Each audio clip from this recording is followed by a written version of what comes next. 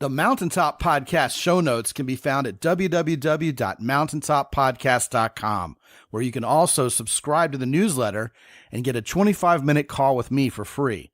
Also, you're invited to join the Mountaintop Summit Facebook group. Look forward to seeing you there. Live from the mist-enshrouded mountaintop fortress that is X and Y Communications headquarters, you're listening to the world-famous Mountaintop Podcast. And now, here's your host, Scot McKay. Here we are again, locked and loaded for another fast action episode of the world-famous Mountaintop Podcast. Today, we're going to have a very interesting topic and a much more interesting guest. Returning with me today is matchmaker from New York City, Rachel Russo, and we're going to talk about how to know when you've met the right woman, how to know when you've met your match. How's it going, Russo? Welcome back.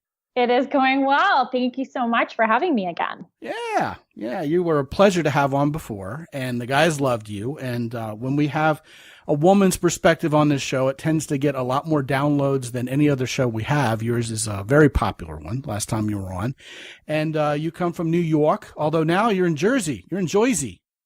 I'm so glad to hear that. And yes, I returned to my roots after over a decade in New York City. I'm back in North Jersey. And you have neither accent. I don't. I feel fortunate. No offense to those in New York and New Jersey, but I've lived in Brooklyn. I've lived in Queens. I've lived in Manhattan. I'm happy I didn't pick anything up because I don't know. It seems more intriguing. Right. Well, you know what? Now you can be a media princess. You can be on the news and no one will ever know where you're coming from. I'm open to that. That sounds good. Yeah, right on. Okay, so down to business today. Let's get completely dead serious on this show. No humor allowed, right? Okay. I'll try my best. I'm lying through my teeth. See, you're already laughing. That's not fair. You already broke the rule. All right. Oh, boy. So here's the deal. You are a matchmaker, and we have never done a show for these guys on how to know when they've met the right woman. I think the best place to start would be perhaps know when you've met the wrong woman, Rachel, because a lot of these guys nowadays are thinking, okay, well, let's put it this way. They've got preconceived notions. They're coming to the table saying things like, okay, all women are crazy. All women are selfish. All women are gold diggers. If I ever want to stop being lonely and watching porn all day, I guess I'm just going to have to deal with it. Okay. So you know better than that, right? I mean, what are some of the misconceptions that men in particular tend to have about what they're going to be, I guess, forced to expect from a woman when they meet her that is maybe completely washed up and wrong? Well, the first one that comes to mind is very obvious to me, and that is you're not with the right woman if you are not attracted to her physically. Boom. And I think that a lot of guys would get on board with this. I've worked a lot with men for years, men that are very picky and selective and, want someone to look a certain way. And I totally get it. And I think for women, sometimes the physical appearance can grow on them because women may be more into personality or how they're treated. Not to say that men don't care about those things, but I find that men really want to have that spark. They want to be able to feel like, I'm going to be sexually attracted to her. I want that romance. So you have to think she's hot or cute, at least. I mean, you can't be unattracted and think it's going to grow. I think men need to feel that within the first couple dates. Well, hold on. Cute is attractive and hot to me. I mean, I'm like a cute woman guy. I've always thought that. And anybody who's ever seen my wife can tell, she's the queen of cute. Yeah. So, I mean, it's up to interpretation, but I think there might be differences between cute and hot. Whatever you prefer, that's what you should go for. If you want the girl that looks like the hot, sexy, smoking supermodel, go for that. If you want the cute girl next door, go for that. Like, know what you like. And you could have two different types physically. That's fine. That's great. More options. But you have to feel something good and positive about a woman's appearance. Otherwise, it's a dead-end relationship. Well, listen, Rachel, there's no doubt you just made a lot of friends on this particular episode because a lot of guys are out there thinking, okay, my last 5 girlfriends in a row, they haven't really been the woman I would have chose. I wasn't really feeling it for her, but hey, quote unquote, I was getting laid. I mean, if I haven't heard that, yeah. If I had $10 for every time I've ever heard that one, okay? And meanwhile, the woman sensed this. The woman knew this, but she was laying on the guilt trip like, hey, you're supposed to care what's on the inside instead of what's on the outside. You're just being superficial. Meanwhile, okay, let's say this guy marries the woman, okay, and he's not physically attracted to her. Every time he goes elsewhere. He's going to be looking at the other women thinking, oh man, I wish I had a girlfriend as pretty as that guy has. How did he get a woman that hot and I didn't? And meanwhile, the woman's going to, as I've always said, whack him over the head with a rolling pin. She's going to say looks don't matter. And then once they're married, the truth of the matter is she's going to want to have been the most beautiful woman he's ever met. She wants to be that person for him, but she settled for him because he settled for her. And I think that's completely wrongheaded. And the truth of the matter is, and you alluded to this plainly, is not everybody has the same type. My idea of a completely beautiful, sexually attractive woman may be completely different. Matter of fact, I have a best friend for whom it really is completely different. He likes completely different women than I do. And we used to go on double dates together, and it was kind of a matter of contention. Every time the women would go to the bathroom together, we would, crack on each other about our taste in women. And both of the women would be perfectly beautiful, attractive women. It's just a matter of what perspective you were coming from. So in a situation where the woman is browbeating the guy because he's being all shallow or whatever, because he's trying to get with a woman who's attractive and she knows she's not it, what she's doing is she's depriving herself of being with a guy who thinks she's a lot more beautiful and sexy than her current boyfriend does. It's a poverty mentality, isn't it? It totally is. And I agree with you completely. This sounds like a recipe for disaster in a relationship. And I really believe that, okay, chemistry is very important to sustain a long-term relationship or marriage. It is not everything. I am not saying that, but I am saying it can be part of a glue that can hold a couple together during like really tough times. And, whatever, a sex drive can wax and wane in life, if you will, but you have to at least have like that spark and that feeling for your partner. So my message to guys is that they do need to figure out what does it for them physically and go for that. And I've met a lot of men who've come out of relationships kind of like the ones that you're saying, Scott. And it was like, oh, this woman is so caring. She loves me. She's sweet. She's smart. She'd be great with kids, but I don't feel the spark. And I broke up with her because I was trying to make myself feel it. And after months and years, it didn't work. So I'm saying, don't go for that. Don't think that it's going to change years down the line. It's a waste of both your time. It's not fair to the woman. It's not fair to you. Somewhere listening to this show is a guy named Wayne, and he should use the phrase wax and wane in relation to sex drive the way you just did, especially like in a stand-up routine. Yes, wow. You did that. Glad I'm giving Wayne some content. Yes, that's a truth. That just happened. All right, so you dropped the C word. You dropped the word chemistry. Not that C word, sorry, chemistry. Guys. Yeah, we don't drop that word on this show, by the way, the other C word. Chemistry. What the hell is chemistry, Rachel? Because it's like bandied about like some term we all get, and nobody understands what the hell it is. So, okay, I have been trying to figure what chemistry, figure out what chemistry is. A lot of help you are. Wait, let me tell you this. Okay, so I've been a matchmaker full time for 14 years. This is all I do. It's been my whole adult career. And the most common feedback that I get from clients, male and female, after a first date when they don't want to go on a second is this: I didn't feel chemistry.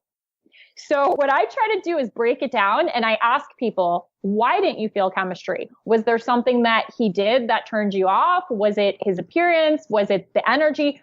I ask all these questions to women because I don't think it's fair that a man is hiring a matchmaker and she's just going to go back with the feedback and say, oh, she didn't feel chemistry. So I try to break this down. And what I've come up with is that it has nothing to do with looks. Like, yes, looks do help, but a woman can find you totally attractive or objectively good looking enough and still not feel chemistry.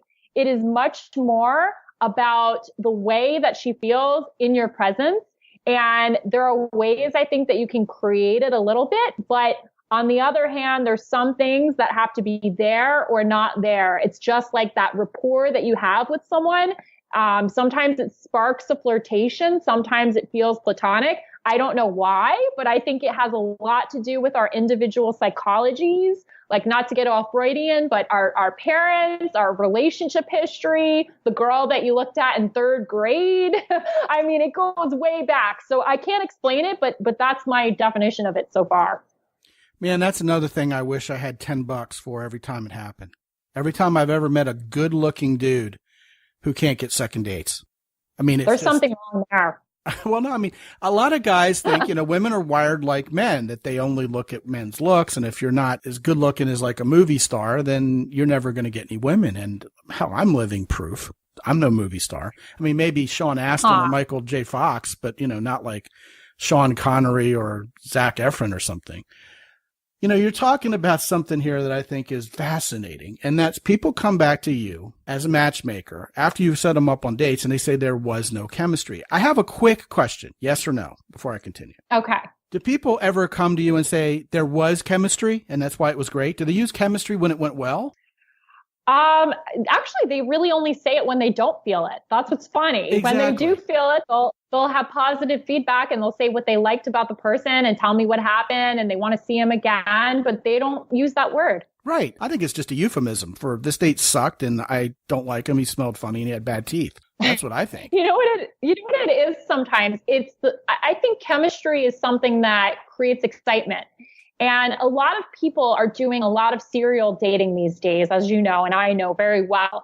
And they're going on a lot of dates where they're having the same small talk and nothing is engaging them. So I think when someone comes back and says, I didn't feel chemistry with him, it means she was bored. I mean, he did not relate to her on an emotional level. Like there was no connection. There was nothing compelling. So I agree with you. The date probably sucked. No masculinity or femininity sparking each other. He was either lacking masculinity as women define it or vice versa, which happens a lot nowadays, probably particularly more in your neck of the woods. So I understand. Mm-hmm. How so? I have ideas about this, but well, I think a lot of women are really in their masculine in New York. They go on dates and they basically take over and they're browbeating the guy and they've got, big plans and lots of ambition and, they wear a nice dress and they look cute, but they're really going on dates acting like men. And men are thinking like, well, I want a woman. I want someone who's feminine. And in that fast-paced culture where everybody's like, bigger, faster, more, the women really feel like they've got to make it there if they're going to ever make it anywhere, like is said in the famous Frank Sinatra song. And the bottom line is I hear more from guys in New York City that the women there are really hard drivers and that they're high horsepower, particularly hard to get along with women and hard to find where the femininity is under there. And it's unfortunate because to me, femininity is the higher calling. Everything femininity brings to the table is what we all live for on weekends. But I hear that a lot from men in New York City. Maybe the guys I talk to just can't live up to it. But a lot of these guys are also captains of industry themselves and have great jobs and are very well educated. And I hear that more so in New York than anywhere else. I believe that. I've had similar experience from my male clients as well, complaining about that. Women are too alpha and they take charge and they interview them on dates and this and that. And, the women that I work with that I set up on these dates, I do give them guidelines because I think as a woman in New York, and I've lived that life as well. I mean, it's very stressful. You have to be very tough to get ahead in your career. And you have to remember that you don't bring those same skills that give you the financial or career success into your relationship. You have to separate it. So there's a real need to find balance and lead with the feminine in relationships for women. And having a guy who is masculine, who can take charge, really can bring that out more. So it is a New York problem. It's other big cities as well, I'm sure, but perhaps New York is the worst. I do hear it, in all fairness, about London also. I could see that. I know a lot of matchmakers in London that I work with, and it's pretty much the same there. Yeah. Well, unfortunately for women who feel they have to present like that, most guys who could go toe-to-toe with them don't want to. That's not the kind of life they want to live with that kind of woman. Very interesting. But anyway, back to the topic. You talked about chemistry, and I've been thinking about this kind of in the back of my mind while we've been covering these other subjects. Mm-hmm. And chemistry is something that happens even between a comedy duo or between the cast members of a TV show. It isn't necessarily a boy-girl thing. And I like what you said about the spark and the energy. There was something exciting going on there. Mm-hmm. And I think that's why a lot of dating coaches, a lot of matchmakers will say, hey, you know what? Don't trust the chemistry. It may be fleeting. It may be only on the surface. But I think it goes back to what's problematic about the term chemistry to begin with is nobody really can define it. It's like when we say someone's high maintenance, what do we mean? Do they take too long to get ready? Are they too interested in money? Do they think about other things too much. I mean, nobody can really define it. It can mean several things. I like to think about chemistry as getting each other. I just inherently feel that you're one of me. I can see inside your mind. It seems like you think like me. We're already completing each other's thoughts. When I bring up a subject, you can continue the conversation and we can just play ping pong back and forth with a conversation like that. The telling statement would be after you're about halfway through the date, man, we've known each other for 25 minutes and it feels like we've known each other for 10 years. See, I think that's the valid kind of chemistry, not just, hey, I think this person's really hot and I'd like to go get it on with them, but I have a connection here. Something is happening where I feel like I've met one of me. She's on my team. He's on my team. And I just feel like there's an inherent trust and an inherent relaxation. Now, see, that relaxing into each other. I like that. But see, that relaxing into each other kind of feels counter to the term energy or excitement. But I think it's okay. I think it's completely compatible. It's almost like you've entered into this exciting adventure with each other because you feel comfortable and really compatible immediately. Now, I mean, looks can be deceiving, but I don't think I've ever, you can weigh in on this, but I've never been out with anyone who I felt that kind of chemistry with immediately where the wheels fell off on the second date or anything. I mean, it was there. Right. So, well, it's interesting. When you were talking, I kept thinking of the word comfort. That's what you're describing, like that comfort. And I find that very appealing if you can feel that early on, because if you think about it, I mean, most of the guys that I work with actually really don't even like dating that much. They'd rather be in a relationship.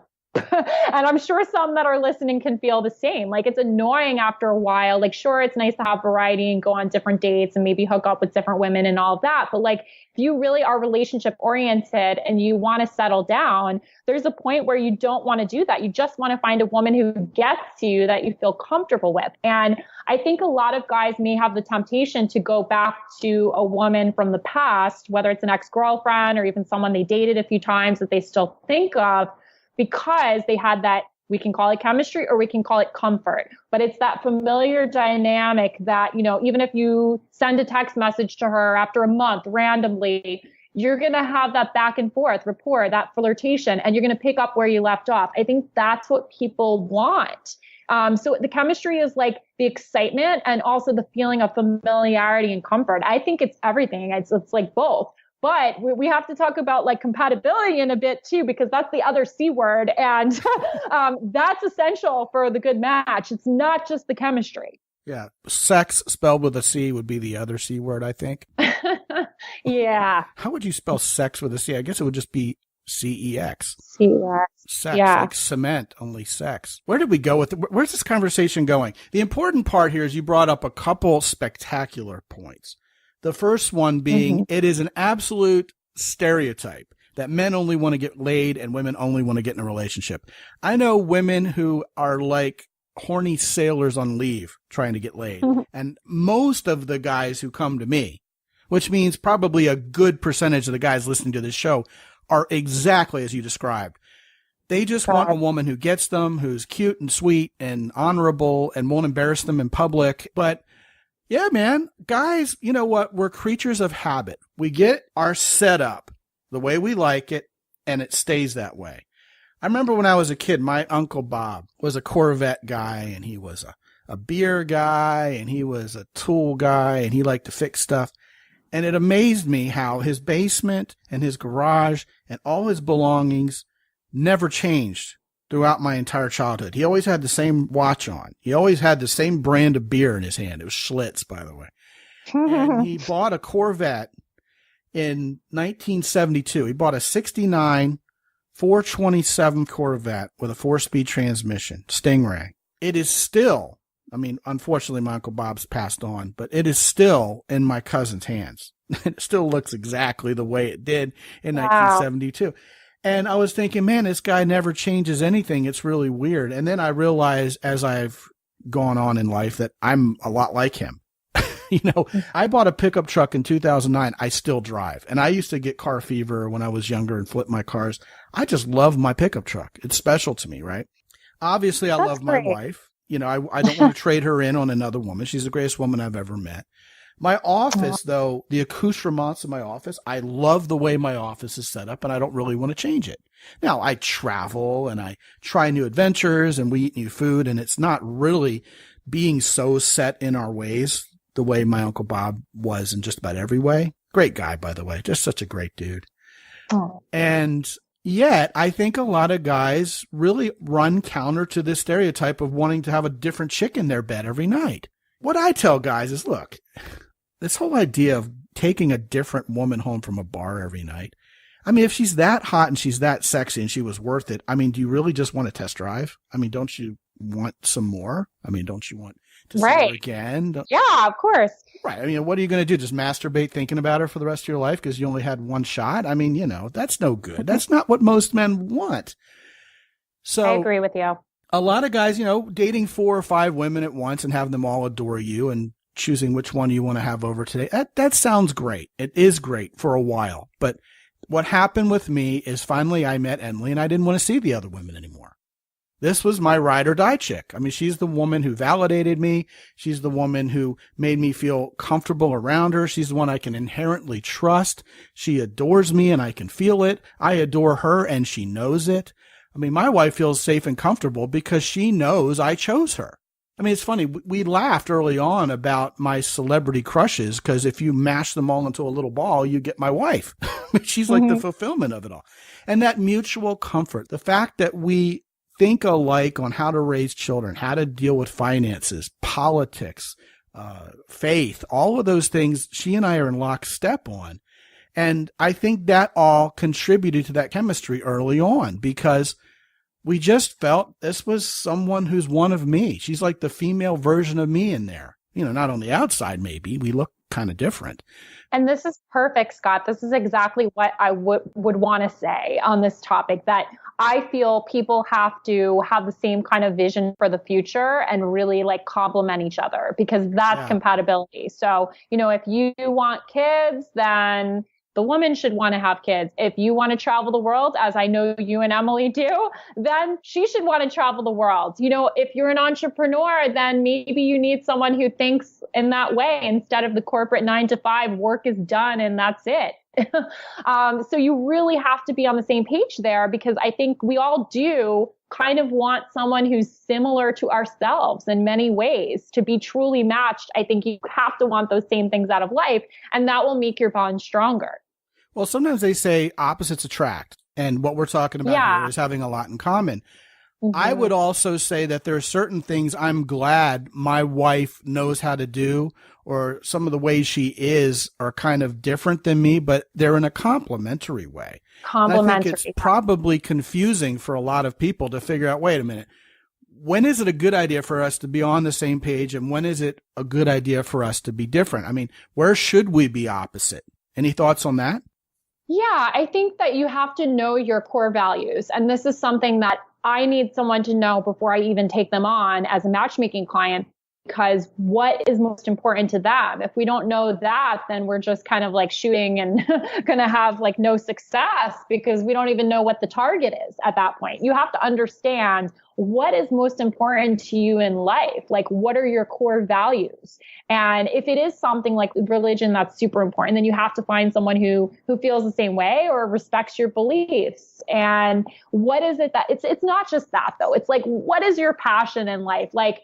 One thing that I think really makes for a good match for a guy is a woman who actually who makes him want to be a better person. It sounds cliche, but I think when a guy has met his match, his true match, he knows that he'll do all those things that guys are supposed to do. I believe men get criticized they don't know how to date, they don't know how to make a woman happy, and they make all these silly mistakes and they don't change. But I think most men have that inner kind of knowing of what they will do when they meet the right woman who makes them want to be that best version of themselves. And then they'll step up and they'll get rid of their bad habits and they'll want to earn more money and they'll want to be kinder and they'll want to get abs and work out more, whatever it is, they're going to want to live their best life. They're going to want to share that because they found someone who gives them that reason to do all this stuff.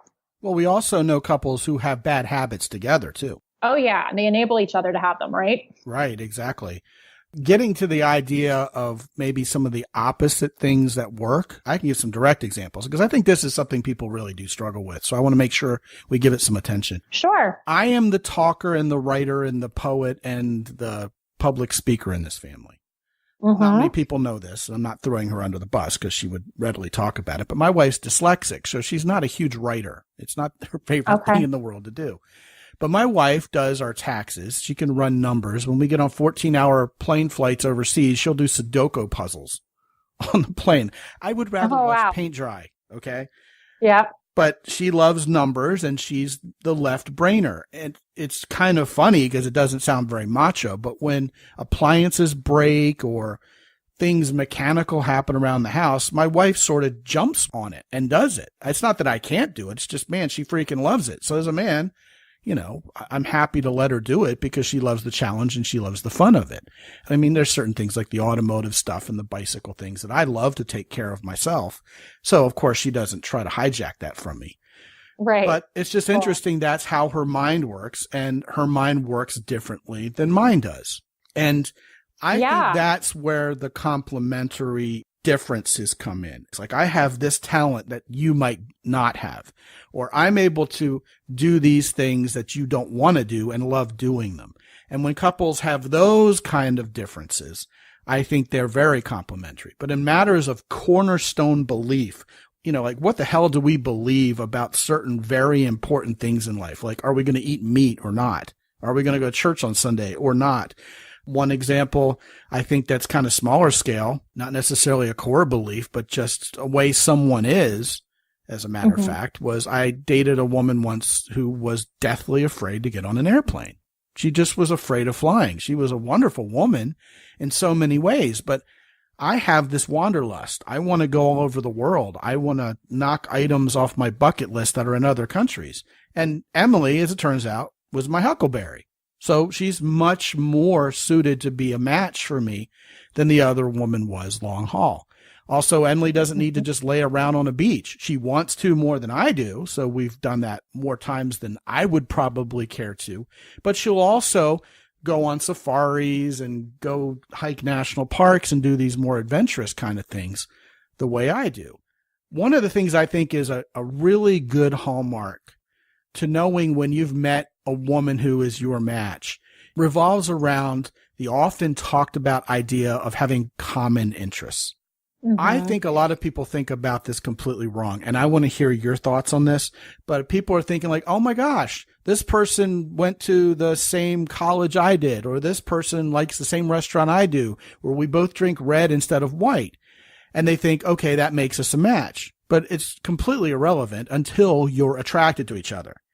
If someone went to the same college, they like the same stuff you do, but you're not attracted to them in the least, there's no chemistry like we talked about, you couldn't care less. It's just pure coincidence. But all of a sudden, when you do have that chemistry with someone and you're starting to adore each other, every little commonality you have is conflated to mean, oh my God, God basically made us for each other. You know, it's all about perspective. But I think it's wonderful when people who really do get each other at their core bring to a relationship different sets of things they're interested in, and then end up introducing them to each other.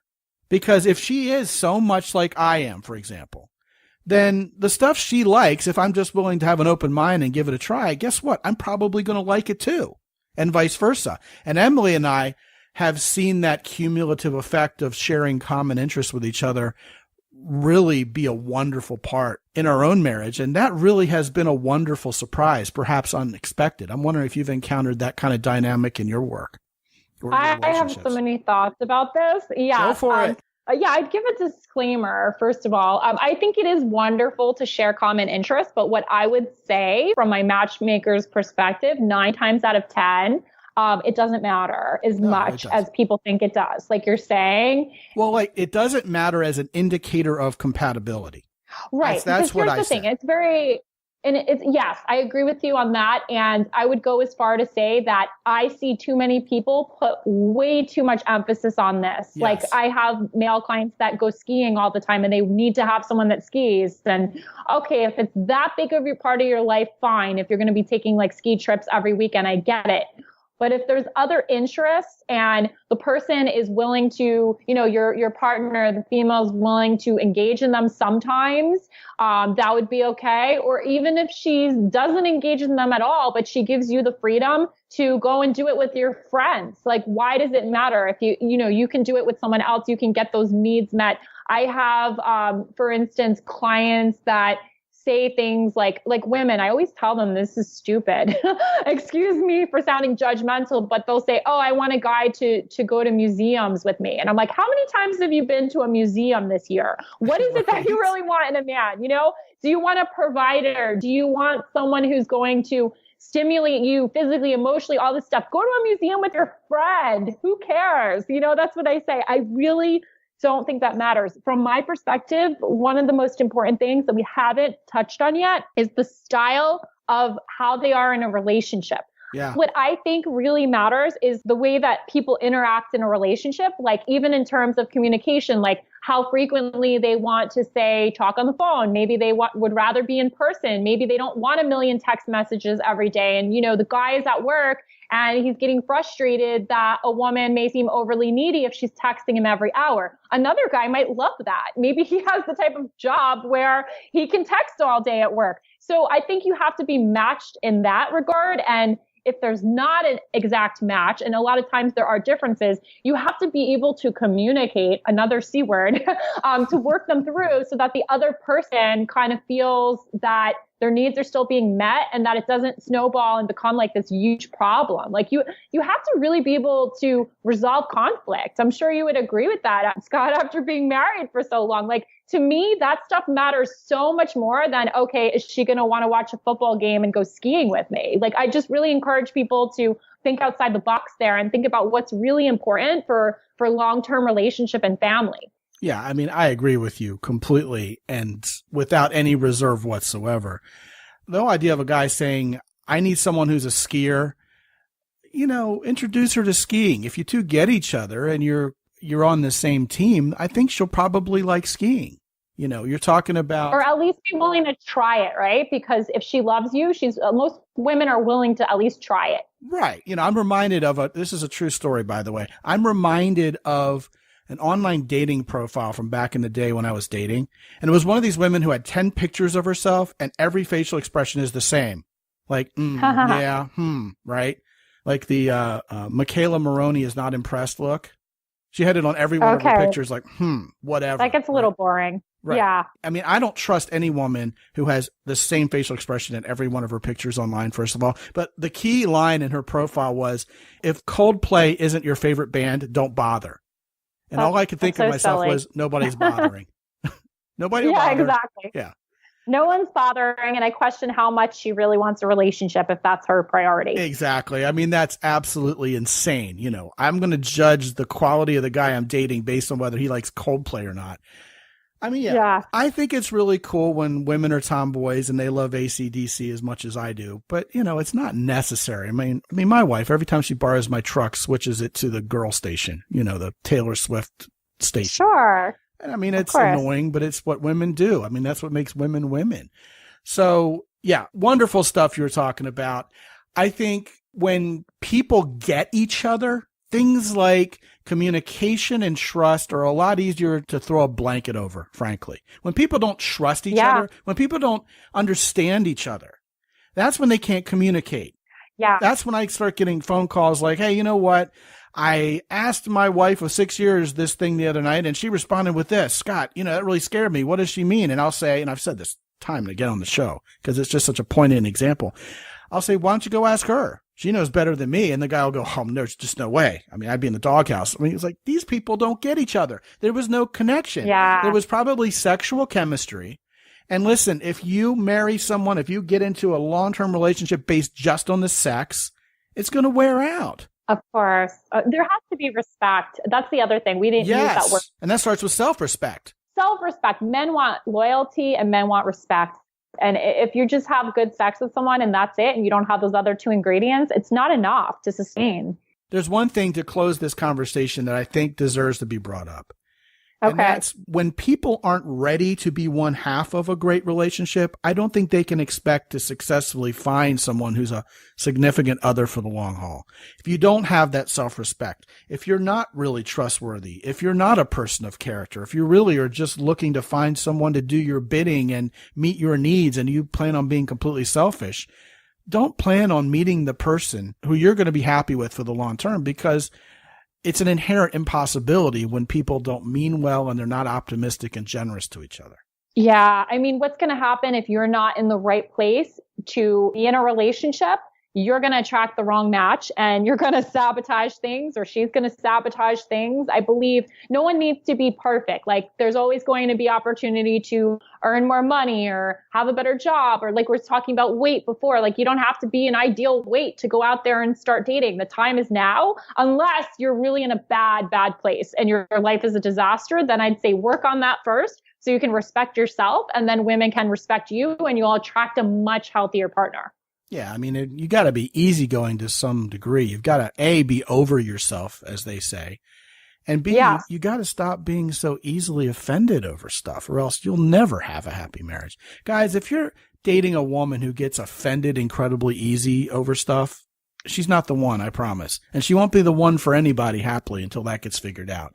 And guys, if you get offended easily, if you're all uptight about everything, if you're expecting the worst out of every woman you meet, the opposite of being optimistic, it's not going to work. If you're trying to take instead of give, you're missing out is what you're doing. And maybe you can find someone with low self-esteem who's a people pleaser, an approval seeker who's trying to do everything they can for you. And then you end up with, Archie and Edith Bunker, and that's not happy either.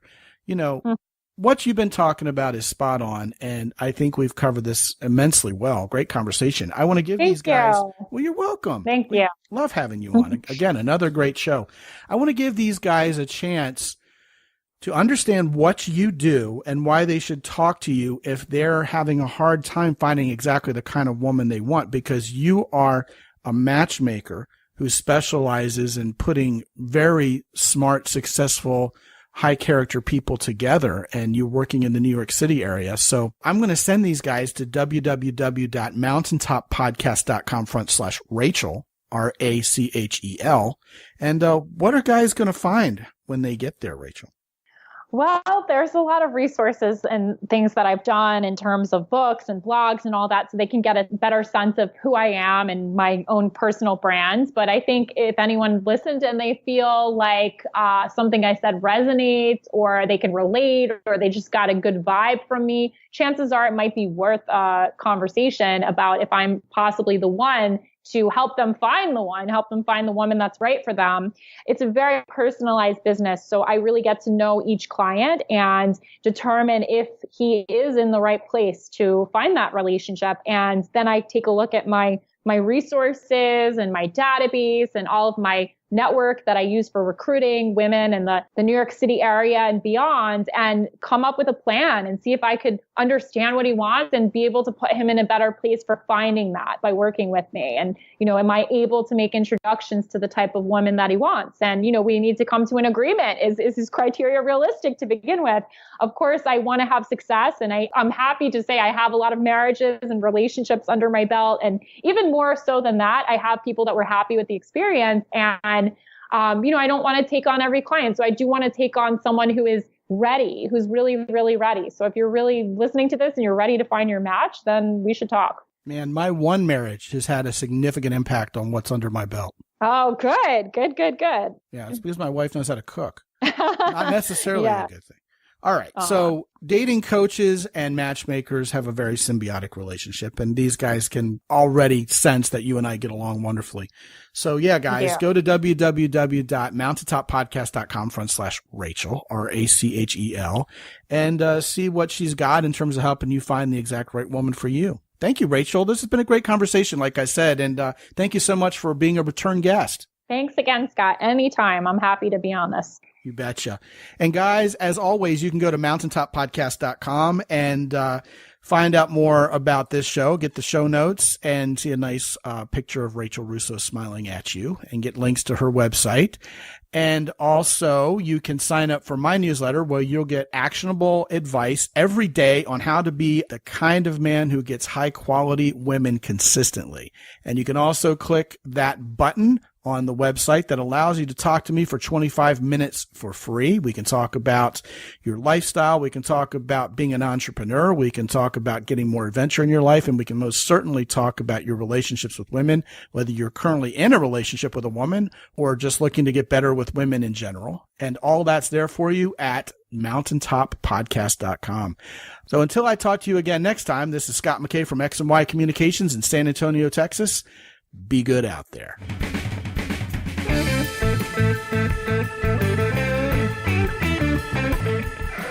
The Mountaintop Podcast is produced by X&Y Communications. All rights reserved worldwide. Be sure to visit www.mountaintoppodcast.com for show notes. And while you're there, sign up for the free X&Y Communications newsletter for men. This is Ed Roy Odom speaking for the Mountaintop Podcast.